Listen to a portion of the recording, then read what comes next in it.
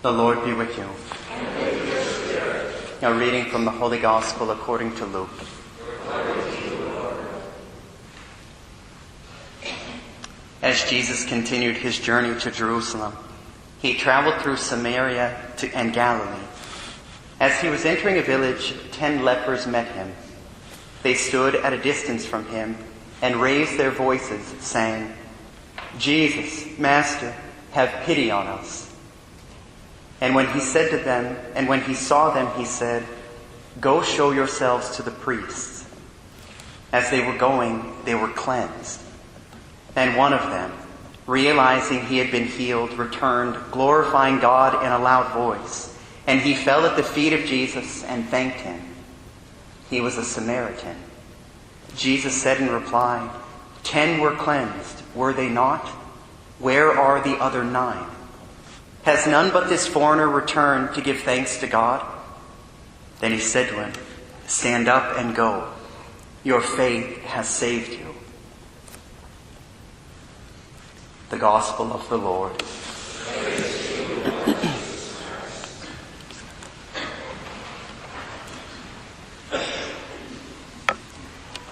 My brothers and sisters, who are the most thankful when they receive a grace from God? It is those who know that they do not deserve it and are aware that they could never merit it. It is the humble. Who are those who are least thankful to God after receiving a grace from Him? Those who take credit for what they received. Those who think to at least some degree or another, I deserve this or I merited it. And the other 9 must have been like this, at least to some degree, so that their hearts don't immediately give the credit to God. My brothers and sisters, a tremendous mystery is that those individuals are the most miserly with their prayers. Because if we ask of God a grace depending upon our goodness, what we deserve, it's going to be limited because nobody thinks they're perfectly good. And so they pray in accord with their goodness.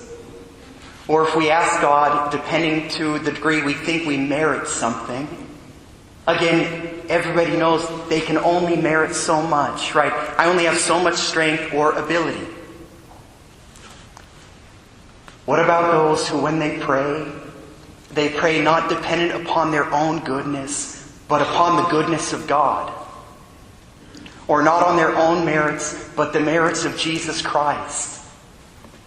There is no limit to their prayers.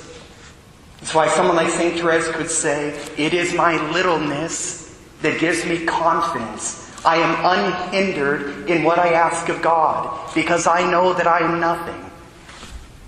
And so, my brothers and sisters, as we journey in the spiritual life, He allows us to see in His tremendous mercy how little we deserve and how little we can merit, so that we then begin to pray as we ought.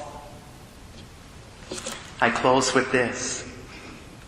St. Therese said, "What most draws down graces from our dear Lord is gratitude.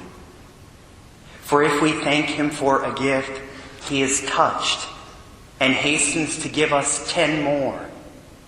And if we thank Him again with the same sincerity, what an incalculable multiplication of graces.